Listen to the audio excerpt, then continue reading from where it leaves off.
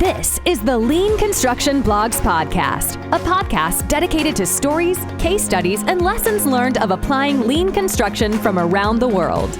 Join Dick Beyer as he interviews industry leaders, lean construction practitioners, and subject matter experts to help you improve the build environment in general and your design and construction projects in particular, advance your lean journey, and bring your continuous improvement efforts to the next level. Let's get started.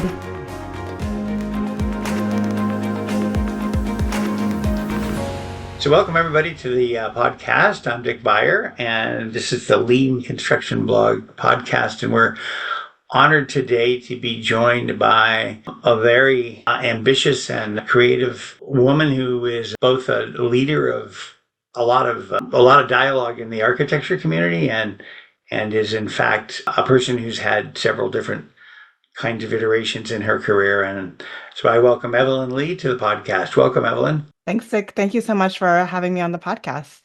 Well, thanks for joining. As you do on your podcast, having listened to several of yours, we like to start with a little bit of background. So if you could tell us, where you're from, where you grew up. I know there's a great story about you in fourth grade, understanding what you thought your career path should be. So why don't you give us a little introduction about you? Yeah, I'll try to keep this as short as possible. So first of all, I am a licensed architect. I'm a fellow in the American Institute of Architects. And I began that journey, or I was interested in becoming an architect back in fourth grade. I grew up in Los Alamos, New Mexico, which could do a whole hour on talking about what it's like to grow up in the city, that the Oppenheimer movie was based on. But my fourth grade teacher asked us to draw our dream homes. And I think, most fourth graders tend to draw an elevation.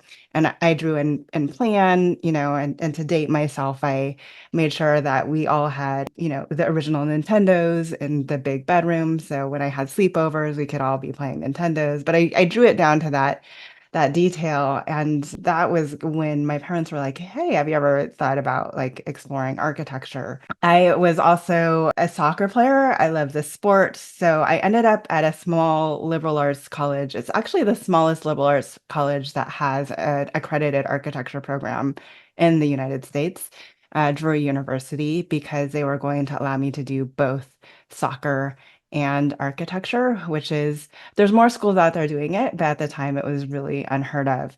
And I graduated from there. They were a little bit more technical, and I was at the time interested in learning a little bit more about architectural theory.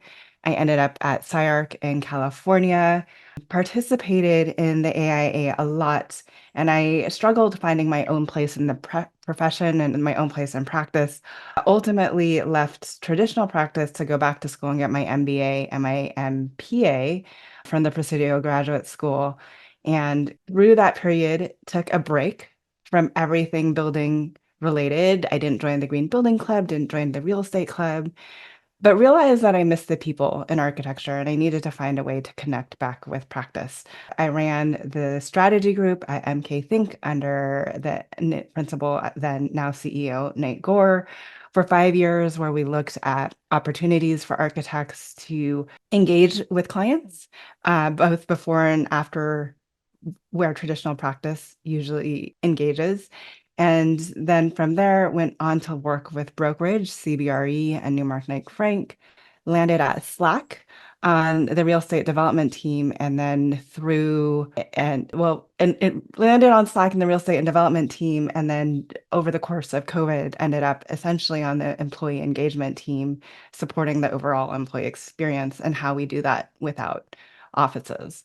So that's, in short, that's my career. So Slack was acquired by Salesforce, and I saw that as an opportunity to really take my lessons from outside of the profession and give back to the profession. And I have gone since January. I've went all in on my consulting and advising practice of architecture. So you're now on your own, running that practice? Yes, I am. So it's really focused on helping architects streamline their business operations. Yeah, and leveraging technology and AI to do that.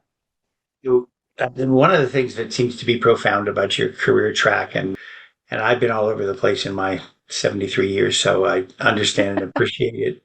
But it seems pretty courageous to leave the practice behind and go off and get an MBA or an MPA, and with all the unknowns and the financial issues that are accompanying jumping into something completely different. So and jumping into a consulting practice after you've worked for a big firm that's been right there in the at the heart of the kind of .com teams. That sounds like courage to me as well. So speak a little bit about that. How did you get yourself motivated to say, I'm just going to leave work and I'm going to go get an MBA? Woohoo!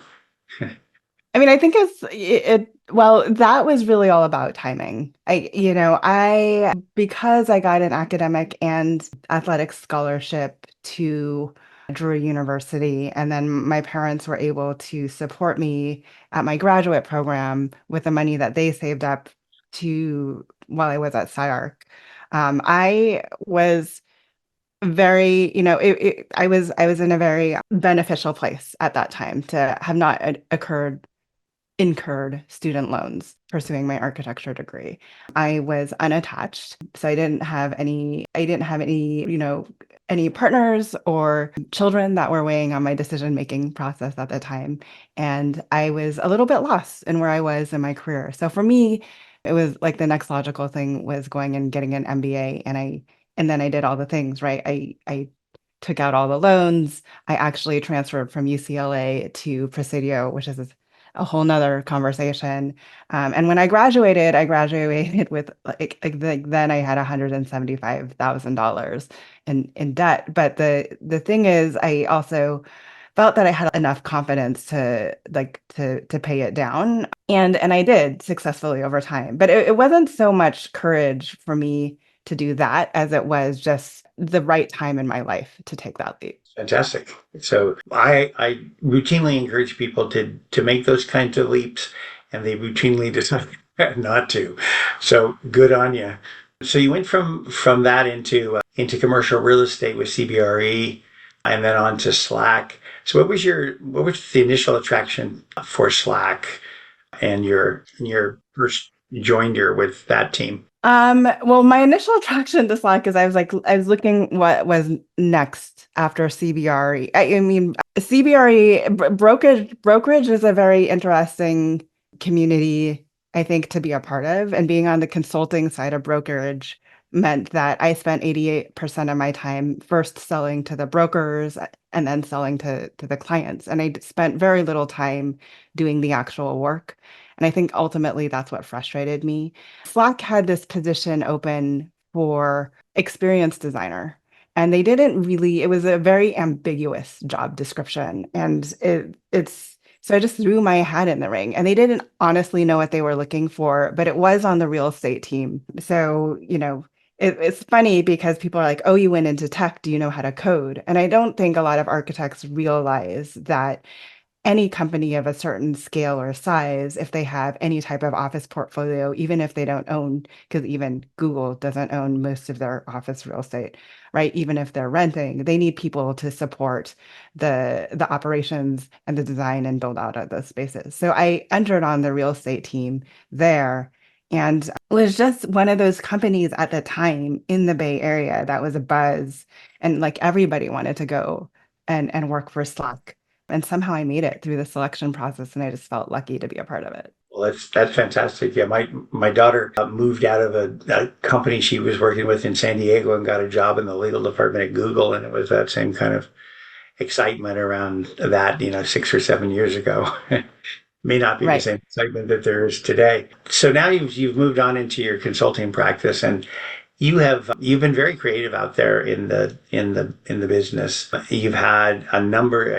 You write a lot. You have these podcasts. You've got 280 episodes or some enormous number of episodes. 160, but yeah. But lots of people talking about lots of different things. I mean, it's very eclectic in its coverage, even though it all kind of rounds around back to architecture. So one of the podcasts I liked was with the guy who learned his craft as a crisis architect in Honduras or Haiti or someplace, and also like Eric Cecil, yeah.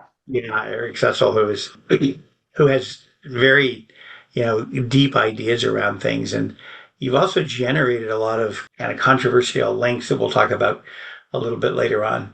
But it strikes me that your ideas have boiled down recently into three areas. One is kind of rethink. Everything seems to be like a rethink as opposed to a contemplation. So it's a rethink of how architecture actually gets practiced, which I'm really interested in, because in the integrated project delivery world, we form teams of architects and contractors and engineers very early on. And the relationship between those very different disciplines amazes me on a regular basis. So I'm interested in how you rethink the practice, because I struggle trying to figure out what the business proposition of most architectural firms are. Have they thought about their business? And I think that's something that you're really, really looking to do. And then you talk about rethinking how we can collaborate as a profession and actually meaningfully designing it, as opposed to just getting a bunch of people in the room and saying, hey,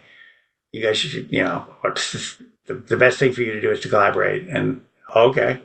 And they can't even order lunch together. And then value beyond practice. I'm really interested in the role of deep thinkers, critical thinkers, whether they're architects or they're professors or they're lawyers or they're doctors, influencing the world in ways beyond just the narrow confines of their profession.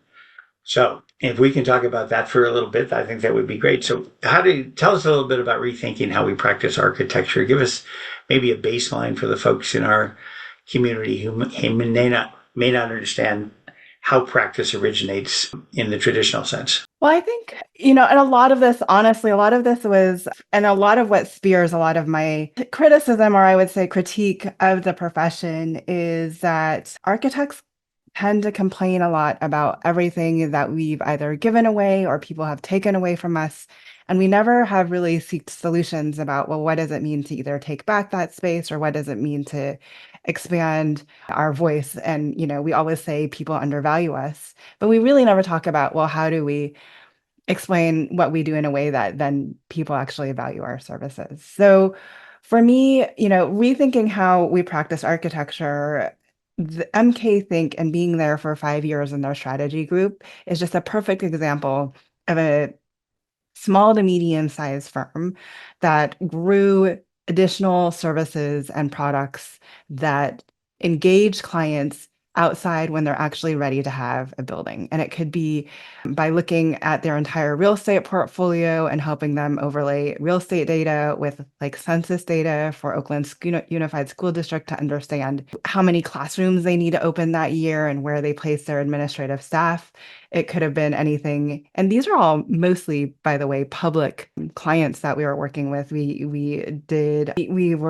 I left, we were working on a project with Santa Clara Water District about attracting and retaining talent when everybody in Santa Clara wants to go work for the likes of Google, and then the big fangs down there, as opposed to a water district, and how to help them create a culture and what that means for how they physically organize their workforce. So it was really about, the interesting thing is the strategy group always brought in a higher hourly rate than our architecture group too. So there's an opportunity for architects to really expand beyond traditional practice and create both services and products that engage clients when they aren't building. Right now, the ABI index has been sitting below 40 or like right, in the 40s for 14 months, which is not necessarily a good sign for the profession. All of the large firms have done several rounds of layoffs, to my knowledge, but how do we stem the tide in different ways, in a way that we don't find our workforce fluctuating as much? Danielle, you were quoted as saying that we're 3 recessions away from being extinct as architects, and certainly in the boom and bust cycle, that seems to be absolutely right. I lived in Dallas for a while and worked with HKS. And one year I drove by their parking lot and they had Maseratis and Lamborghinis. And the next year I drove by and they had Volkswagen buses. And it was like, there goes the lease on the Lamborghini. Oops. So it's part of rethinking the practice of architecture to make it more stable as well, a stability of practice and a desire by clients to have an understanding of exactly what architects can do beyond just cranking up some schematic designs and seeing where they go. Yeah, I mean, I think if we just keep what is there's a statistic, right? Like only 2% of buildings are designed by architects anyways. Like if we continue to play in this space, that 2% I feel like is going to continue to only get smaller. So really it's not only a more sustainable business model, but how do we sustain the whole industry and in a profession in a meaningful way? And we have a lot of brain drain. So kind of, it wasn't only the Lamborghinis to the Volkswagen buses, which, I mean, honestly, some of those Volkswagen buses probably cost more than Lamborghinis if you get the right ones. But it's the fact that we have such a brain drain on the industry as well. And part of that is, I think, the culture that, starts in schools and studio and develops through practice. I think it's our inability to pay people what they're worth because our fees are so undervalued. And I think it's the way we run our practices and kind of how we are very self-limiting that encourages all of these creative people and individuals to go do other pursuits. But we all went through architecture school together. We all have a love of architecture. So wouldn't it be better if we could get more of those individuals who graduated from architecture school engaged in practice and simultaneously raise how much we're paid and for our clients to see values beyond buildings. I think I'm also known for saying that the more we are able to talk beyond buildings, the more buildings we will ultimately be able to build, right? Because we'll be influencing conversations at a much earlier in the decision-making process. I think I heard back when you say that. I think back to Bruce Ma, who says everything begins with design. So if you're whatever your background is, if you are kind of steeped in design, if you're steeped in creative solution, uh, problem solving, and coming up with solutions that are like all over the map, it's hard to find people in a world who are looking for commodities to kind of value that as a value in itself. But it is almost an aesthetic value by itself, that the ability to design and to problem solve very difficult issues, which I think architects do on a regular basis, because all you have to do is look at a model of even a 4-story building, and buildings are very complicated. It's not like they're easy to do and they're easy to kind of foresee. And having worked in the built environment really for the last 55 years, I have tremendous respect for those architects that have been able to step in and solve problems. One of the issues that we saw when we developed the integrated project delivery model was that architects routinely are kind of gun shy about liability, and liability around means and methods, which has always seemed crazy to me, because it's hard for me to believe that you draw something and you don't think about how it's going to be built. I mean, those things just naturally kind of come together, really, except for my friend Eric Owen Moss, who is at SciArc, who likes to draw buildings that can't be built and then challenge people to see if you can actually build them, it's always challenging to have a dinner conversation with Eric about that.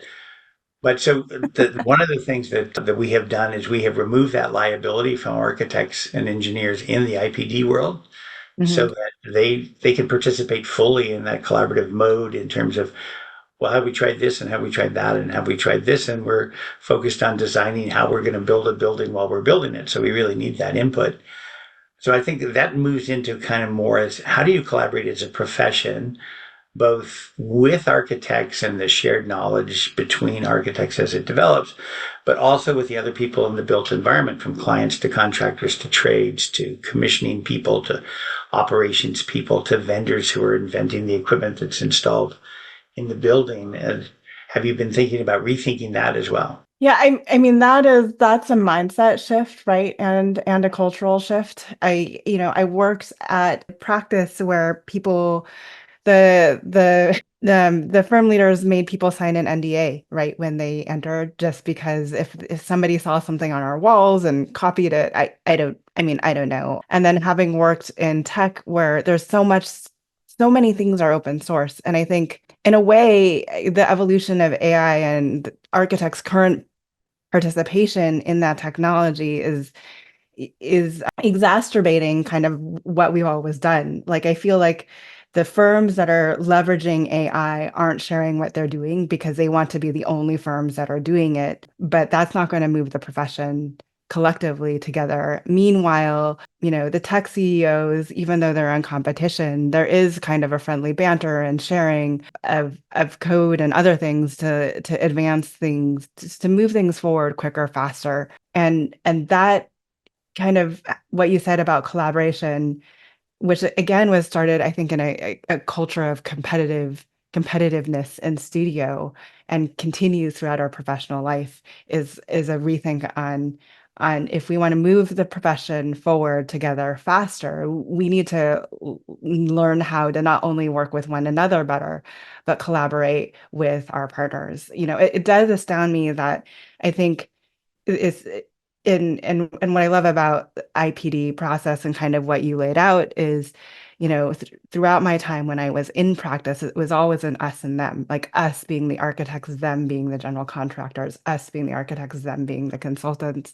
But in the end, I would hope that we would all not only want to deliver an award-winning design, but maintain a client relationship where the client comes back to the team and says, we really love this team. We really want to keep working with you guys collectively. And to do that, that's a cultural and mindset shift within the industry to really begin to think that way. All of this stuff, it seems to me, comes back to culture. I mean, you've talked about it, and we talk about it when we try to put together teams. One of the first things we do, I've been in Canada for 7 years working on the center block renovation. And the very first thing we did was we came up with a team logo as an artifact of culture so that you didn't bring your, stale thinking from your firm and your shield from the firm that you came from, but you really thought about yourself as part of a program and part of a team. And it's a subtle shift. But if you don't let people wear, Turner Construction or HOK shirts into the big room and they're wearing center block or California Prison Healthcare Project Yes. logos, it's a subtle shift in that. And I think culture is really about artifacts like that, but it's also about language. So is there something about the language that architects use that you think could affect a more collaborative culture if they change the way that they talk about stuff? Yes. I mean, sadly, that type of culture and gatekeeping, I think, even happens within firms, right? Like, there's a joke that when you graduate, you become a CAD monkey, right? And you do the bathroom details, and that's kind of what you like, the rite of passage that you have to take. And I always relate, I mean, you say language though, and I also would translate that to action, right? I always relate those moments back to my onboarding experience at Slack. Granted, Slack was growing at a time where we were onboarding 40 new people every week. So everyone kind of just got thrown into the same onboarding group, but that means that vice presidents were in the same onboarding group as 1099 contractors and interns, and they delivered the same message to everyone, no matter where you entered in the firm. And it was, you made it through our rigorous interview process to get here. We all believe that you have a voice to contribute. You should feel free to speak up day one and let us know that what we could be doing better, essentially. And I think it's always quite the opposite. As soon as you get out of school, you're the newbie at the firm.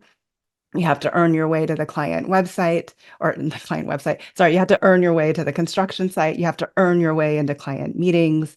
You report to the project manager, keep your mouth shut, keep your head down, do the good work, and you'll move forward. So I think, to have that ingrained in within the firm culture, that translates very easily out to how we treat consultants, how we work with clients. And it's just not nearly as open as it needs to be, or it can be. And it involves on the projects that I'm on, and 90% of the projects I'm on are in the broader public sector, like you said, you were working on mostly public projects, and they are, when you bring people in, that they still have these kind of hereditaments of, well, I'm the architect, and you're going to have to communicate to me through a process of like 19 different drops. One of the slides I use is an RFI process that has 10 different things before it gets to the architect, and the architect says, see the plans, and then it goes back 10 times. And those processes, I'd love to see that slide. Yeah. I really believe those processes were invented by lawyers because they wanted to build a record. And, I tried a lot of cases in 35 years of being a commercial litigator. And the thing that killed people were documents. So I tell contractors, don't keep any records. That's the best thing you can do is keep no records. Because they only come back to haunt you. But I want to get back to the collaboration thing, because I do think that growing beyond the confines of an office or a region or whatever and sharing knowledge is particularly important. When I took over the Lean Construction Institute, one of the great things about what we were doing was that we convinced contractors and architects and engineers and others that they had more to learn from sharing than they did from hiding. And so the hallmark of a Lean Construction Institute Congress are people coming out and talking about terrible projects that they had and how they failed and what they did. And also and the other half is about innovative projects that they're willing to share, like how you use the model to creatively estimate things rather than your estimation software, using technology, for the right things. So as you are redesigning how this collaboration works, are there things that you think the profession is doing, or are you carrying certain objectives that you have to open up that sharing and share that knowledge across platforms and across firms? Well, I think, from the sidelines, I'm definitely cheerleading those that are sharing that knowledge. I've seen people work in architecture firms where construction details isn't shared between project managers. Like literally every project manager is keeping their own detail library because they don't want to share within a firm. So like when we talk about like our inability to share, sometimes it literally boils down to within a firm because they want to grow faster in the firm than the next project manager. So I do definitely highlight those individuals that are sharing and giving it away for free. Slantis this week, which is an outsourcing firm, but they do much more than outsourcing, has launched a whole detail library. And it's open to anyone who wants to access it. So I think to whatever I can to champion efforts of others and to help raise up what they're doing. And then for me, I'm just really trying to build a community of forward-thinking architects with my practice community plus lab. So, and curate that community so anyone who steps in there knows that if you are a part of it, we are sharing and we are learning and failing and growing together, as you said, kind of learning from the best of us, but learning from others' failures so that others don't repeat those and the work too. And I think just knowing that they're, finding ways to connect individuals who are thinking about approaching practice and approaching how we manage our projects differently than what has been the norm and the fate of all of these posts on bad culture and bad project management and how we never talk about high performing teams, but we always talk about high performing buildings. It's really just helping those individuals find like-minded individuals so we can move it together. Well, that's very cool. It does start with those smaller pods of people, of like-minded people who kind of get together and they start movements. I mean, that's how the Lean Construction Institute started. Three guys from separate companies were thrown into a mine in Venezuela, trying to figure out what was wrong with their productivity. And from there, they started really deeply thinking about, are we delivering these projects the way that they need to be delivered? So good on you for taking that task on. The next piece of this, I think, is how architecture firms are structured so we can understand that a little bit better. I work with an architecture firm in Canada, a relatively famous one, who says, our goal is that everybody in the office can do what everybody else can do. And I thought, that seems kind of crazy to me because it strikes me that there's the design function, there's the production function, there's the interplay with construction function, there's the business development function, there's the accounting function. There's all these different things. And although that seems like a kind of nirvana, I guess, or utopia, it strikes me as unrealistic. And I've always thought that actually architecture firms there should be like a production firm. I've been on some really big projects like the Texas Stadium and the Pentagon rebuild and Parkland Hospital, where there's been a design firm and a production firm. And so within the rethinking how the practice is built, what do you think about those striations and those silos and those departmentalizations? What's the culture that you strive for within the organization of architecture firms? And I think you had just said that you thought it was more cultural than organizational.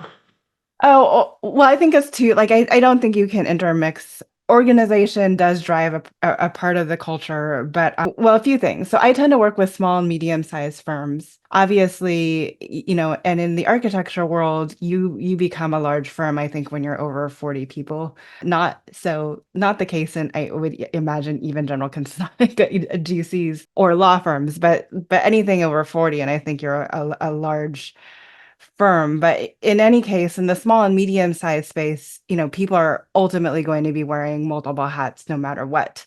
So I think you do actually, in fact, have to make a conscientious decision about what you want your people to learn to keep projects going. If you as a leader, for instance, want to go on vacation, or if something happens to you and you need to be able to step away, versus, where you actually need specialties to grow your firm. I think in larger firms, though, there's definitely the opportunity to allow people to grow into certain specialized areas and really leverage that expertise in a meaningful way across projects. There's also, and then to add here, I'm going to throw in a wrench into all of this. There was a recent HBR article that said by 2025, next year, they believe 40% of the workforce could be independent workers. And the question there is, what does that mean for architecture firms? I see it as a really great opportunity that if all of these, even mid-career and beyond experts, are going out and making their services available on a project-by-project basis to smaller firms, or any firm who is willing to pay for their hourly rate, for instance, there's an opportunity really to grow capabilities no matter what size your firm is. So it throws a little wrench into kind of what you were saying, but it depends on a lot of different things. Size of firm, culture drives a lot about how those people work in teams with one another and are developed. But specialization is definitely something that gets talked about a lot, and then how you leverage specialized individuals unless you are of a certain size and can support them. Let's go to the school thing for a second. Tell me a little bit about what people that I'm just going to make a broad generalization here, that my assumption is that you go to architecture school because you want to be a designer and you want to design buildings. You don't go to architecture school because you're fascinated by the Uniform Building Code, or you love the difference between tensile strength and post-tension structures. And you've fallen in love with post-tensioning, and now you're like, I'm going to go to architecture school because that's where I'm going to learn it. So what's the motivation going into school, and then what are the schools turning out from their students that then are available for practices? I mean, for me, my personal motivation was just a love of the buildings and the built environment. I honestly think that a lot of architects, at least when I was going into school, they entered architecture not entirely knowing what an architect did until and to some extent you could say until they even graduated, right? Or they started doing their first internship and worked in their first firm, what architects do. But I think a lot more of Generation Z they really understand, actually, I think, the value that they get out of practice. A lot more deans of universities. We talked to Nicholas from MIT in season 7 on Practice Disrupted, but I talked to Michael Speaks and he's at Syracuse University, and a few others, pretty consistently say now that 50% of their graduating class have no intention to going into traditional practice.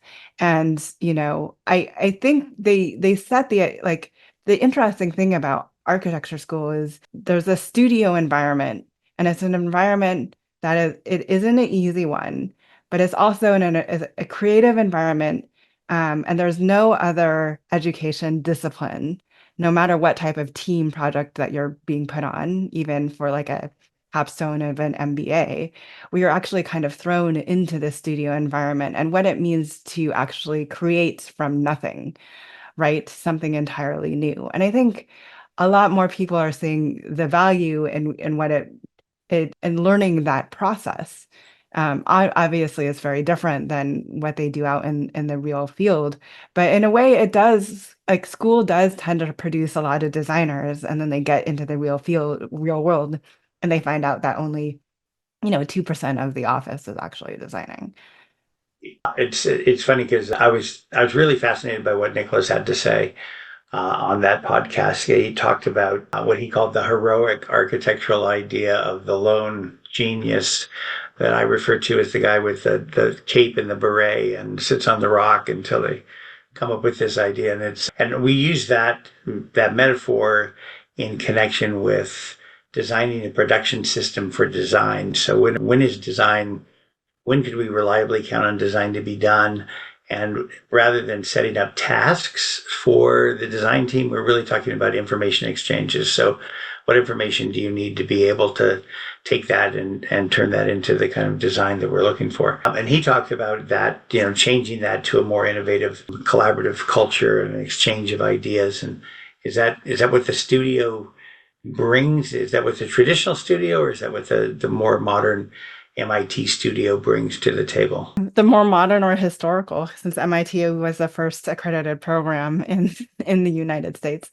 I mean, I think that's what I think. 1855 or something, right? So Yeah, I think that's the what. Civil War started, they opened their door. Yeah. So it's what I loved about learning that fact was because I do think MIT is seen as one of these these architecture schools that are pushing the boundaries. And I've seen other architecture schools which were obviously established after MIT kind of struggle to continue to remain on the forefront. But I think a lot of architecture schools are doing that. You do have the polytechnics and the technical schools that always tend to teach people to ensure that people coming out know how to detail, right, a wall section. But I would also, a part of me would also inherently say that like that type of work is is where is where technology has the biggest opportunity to take over what we do, and that the value that we bring to our clients is mostly in the SD and the DD phase, and the work that we do with our consultants and partners to actually figure out how that gets implemented. It's also in the design for manufacturing and the prefabrication mode, those kinds of things where the queen of prefabrication talks about, you should just be able to have a catalog for the concrete steps at the back of the building. You shouldn't have to redesign those every time because it's the same work over and But we over. love to just like take the time to redesign, and then we complain that we spend so many hours in design. But yeah. And there's also a movement. There's a guy, Mark Sichi at HOK, who's big into artificial intelligence and the technology world. And we talked about having a national library of BIM icons that were priced and refreshed on a regular basis, so that when you pull things into the model, they automatically came with a cost and some kind of like labor component or something. So there's lots of kind of cool technology that could influence at least the kinds of projects that we deliver. I know you're really interested in technology and the interface between what that can do, and you said you've been spending time with AI. So, what's your take on technology in the architectural world, and whether there seems to be a conversation about whether that displaces architects or whether it enhances the profession? I think, well, right now, let's be honest, AI is too nascent to make any direct immediate impacts. Like, I also think that while the discourse, both in architecture and beyond, is how many jobs will be lost to technology, we rarely ever consider, because I think partly because we can't imagine the opportunities and the jobs that also get created right because of that technology. So I think there's a duality there. Like, let's not forget, like, this technology is also potentially creating like unseen opportunities for us that we are not currently accounting for. The other thing that I struggle with is architects who don't believe that they need to be a part of building whatever AI is building within the built environments, because for whatever reason, because what is happening, whether we like it or not, both tools are being built that will support the decision-making process on the owner and client side, and even the architectural side, about projects and materials being used and how things go together. And it is in our best interest to be a part of those discussions and to build in partnership, in collaboration. This goes back to collaboration, rather than to just wait to have those tools handed over to us and then complain about how poorly they work within our workflow, right? So for me, it's too new. Like, let's not complain about it. Let's be a little bit more curious about it. And in that curiosity, let's make sure that as opportunities from the technology present itself, that we really take a hold and grasp those opportunities and be the first ones there. These new technologies and the impact that they're having on practice beg the question about whether the traditional schematic drawing to design detail to issued for construction paradigm is valuable. In the lean world, we talk about that as being a big batch process, and that what we really need to do is focus on cost drivers and big ideas, and sometimes design the most complicated parts of the building very early so that they drive what we can, we can fill in the rest of it later on, but let's try to tackle the big problems. So we push back against the SDDD and CD kind of thing. Do you think that traditional process still has a role in how architectural firms roll things out? I mean, it seems like it's a good structure for a firm. If you were organized, you would say, oh, well, we can understand that, but if it's not adding value for the clients, is there a movement to change that, or does it actually add value to clients? Well, I think I said it in the beginning. I think our highest value becomes the DD and the S, like the DD SDs or schematic. Sorry, I flipped them, right? SDs, DDs, and then kind of the implementation of that vision. I feel like the construction documentation process is one that you could actually begin to run through computer algorithms and say, like, if I have a wall section and it needs to be rated, what have we used on past projects? What new things have come from manufacturers, and what fasteners do I need to put it all together? Those are things that computers can absolutely begin to kind of take over. So for me, the biggest opportunity actually is rethinking the business model so we get paid on our value. And that's really what practice of architecture is all about, is rethinking where our value is and how we get paid the most, or what we are at least worth, obviously, for our value proposition as technology begins to evolve practice. And this is one of the things that I've been thinking about for a long time. When I started practicing law in the 70s, there were fixed fees and there were all kinds of, antitrust kind of things for lawyers. The paradigm for architects seemed to be 6% of the construction costs, kind of across the board, as kind of a fixed way of looking at what compensation was going to be for architects. Was there something that happened in the 80s or the 90s that changed that? From the legal perspective, the practice of law became more of a commodity and more of a competitive thing rather than a quality thing. And I think some people push back on that as part of the Reagan Revolution, that the market controlled everything. Has that had an impact on architects and architectural compensation? I'm not an economist. I mean, following the same logic that you just did with law, though, I think there is definitely a commoditization of our primary objects that we deliver, right, within construction documentation. Like absolutely. I also think it's a continued race to the bottom, right? And going back to, there was no scientific metric behind me saying we are 3 recessions away from being extinct, but there is this doom loop that we lay off people that ultimately never come back to the industry. We lower fees to just to make sure that we have work through this time and to remain competitive with everyone else who is simultaneously lowering fees.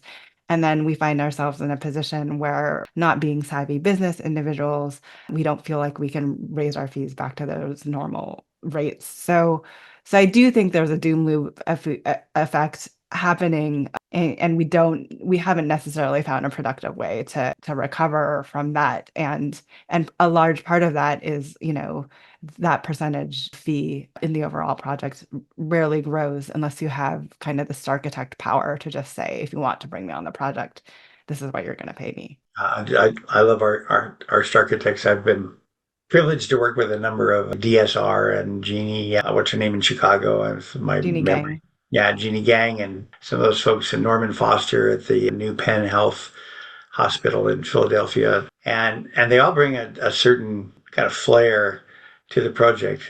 But if you're not a architect, how do you get people to recognize? So maybe this starts with the value proposition. What is the value of the architecture of the building? And how do you make it realizable in terms of compensation? I mean, do you tie your services to certain performance metrics of the building, or do you get a piece of the building so when it sells, you're picking up residual on that? Do you just form a union and fix prices so that the compensation drives up? How do you take a very individualistic and profession that's also very competitive in the larger firm setting, and how do you move that into a more relevant and fair, and I think fairness is part of the issue here, a fair compensation scheme? Well, we can't collectively, right? Because then we'll be subject to all types of laws that we got in trouble to in the early 80s. But I mean, for me, first of all, I think we should start. Honestly, I think we should really just start more about the outcomes relative to people in spaces, and celebrate and really have our current clients help us help us in that storytelling about the value prop. I think absolutely, with all of the technology out there to support buildings that are not only sustainable but regenerative and give back, can actually begin to give back to everything that buildings have taken away previously. There's opportunities, if it fits within the budget and within the client's will, and upon educating the client to build in performance metrics. I think there are conversations that need to be had with developers about the architects taking on some of the risk of the project, right? And doing some equity, getting some equity share of what they're bringing to larger developments, and talk about what that means to be a part of the team on that side. I think that we really, though, need to celebrate what the buildings are actually doing rather than just the pure quote unquote design of the buildings, which is inherent in our design awards and kind of our websites, and and I do this all the time as an architect. I like to Photoshop so easily all the people out of my drawings and just showcase the building themselves. But I think we often forget that the reason why we build is for the community and the people, and we're licensed to protect the health, safety, and welfare of those individuals. So we need to start with them. And that story, I think, is so much more compelling than we will give you great design. I think there's almost an ethical or moral obligation beyond licensure to contribute to health, safety, welfare, and not both at the granular people, each person, but also in communities and stuff. We've got, I live in Ottawa now, and it's fascinating because it's got the big, crazy center block and the Parliament Hill that looks like it could be any English colony anywhere from Mumbai to Sydney. And then there's about 8 blocks of Soviet brutalism architecture that came around in the 80s. And then there's just a village that kind of follows around all these wonderful canals and all these parks and different things. So is there an ethical or a moral obligation to design buildings that are better for the community, better for the built environment, that are more, is there an aesthetic component of this that should be part of the values scheme that it's not recognized by developers who built, 500,000 square feet or 500,000 square meters of glass buildings in Toronto? Or is there, what, what's that conversation like? Are you having that conversation? Well, I mean, a lot of that and a lot of the good work of that has actually been built in the framework for design excellence that the AIA has established through their COTE, or the Committee on the Environment process. And that takes on like all different aspects that make up a successful building. So I think but it's an educational process, right? Just because we place emphasis on those things doesn't mean that our partners, be it consultants, general contractors, or even our clients, place a similar emphasis on it. So if we want to design to that framework, I think we have to be willing to kind of share why we want to design to the framework. But there is something there already for us to at least pull from to have those conversations. One of the things that makes buildings very expensive and long to build are the regulatory agencies that look at them. Are they what's the role of the regulatory process, if you have a take on that, in terms of, should we be streamlining it? Should we be cutting quote red tape, or is there a role to ensure that the buildings do something, and if so, what is that? So I used to be a lot more engaged in the sustainable design community, right? And I think it's a little bit of both. It's also these are conversations I think that that actually other industries are having. How much of it needs to be done through the government agencies, how much of it can be pushed further if we get the private entities involved. So right. So not necessarily steamroll it through regulation, but actually find champions that have money to support the cause and do so.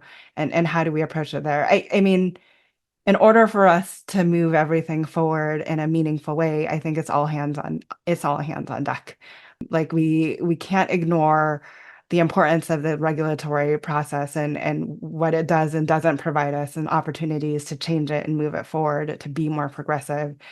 We can't ignore potential champions who want to support our efforts and are willing to help us create those showcase buildings that we can then create case studies out of to hopefully encourage more people to create those type of buildings. I think it's not a either or, but we definitely, with anything, have to be aware of what the regulation allows us to do.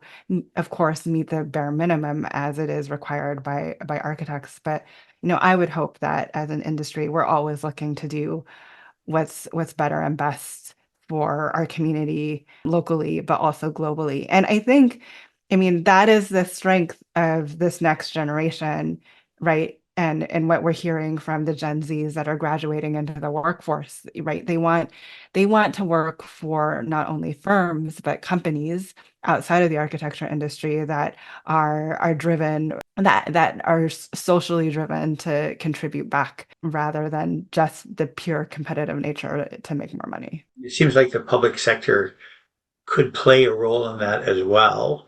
If I mean, there's so many different pressures, I guess, on politicians, but if part of what you were building was always driven by design excellence, so that you were building your communities and your infrastructure and all the rest of the things that governments build, that you're really building for a future that is not, tear these buildings down every 10 years and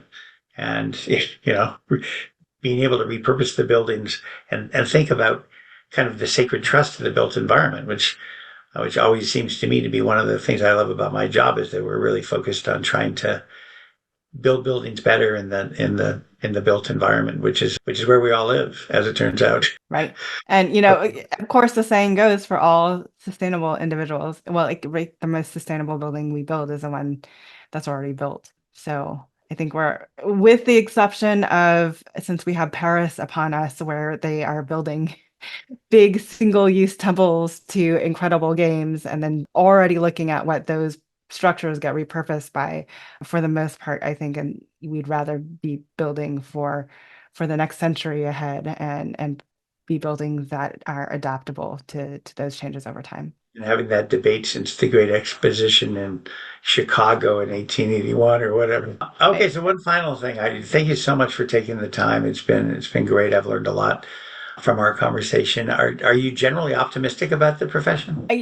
That is a question that people don't often ask me. I'm optimistic. I've been talking about how the profession needs to change for over a decade now, and I feel like we really have seen there's like with technology, with COVID, like there's been this kind of unique. It's all the things are falling into place, and I've definitely found through the podcast and everything else that I'm not alone in my thinking. And I'm glad I'm not alone in my thinking, because it's going to take many, many people to move it forward. So I do have an optimistic outcome, so much so that I can't say what architecture is going to look like, or being an architect will mean 5-10 years from now. But I think that's a good thing. I think, I am trying to be just as curious as I am encouraging everybody else to be curious about what the future holds for us. Certainly the key to success, I think, is curiosity that spawns innovation and just better stuff out there in the world. Thank you so much for taking the time. I really appreciate it. It's great to get to know you, and hopefully we'll stay in touch. And as you progress in your career and on your evangelism, we can check back in. Okay. Thanks, Dick. It's been great. Thanks. Thank you for tuning in to the Lean Construction Blogs podcast. If you've enjoyed this episode, please help us spread the word by sharing, subscribing, or leaving a review on your preferred podcast listening platform. Remember to join us next time as we continue to lower the barriers to applying lean construction and help take your lean journey to the next level. And don't forget to visit the Lean Construction blog to stay up to date on our latest podcast episodes, weekly blog posts, monthly webinars, and upcoming conferences. We hope to see you on the next episode.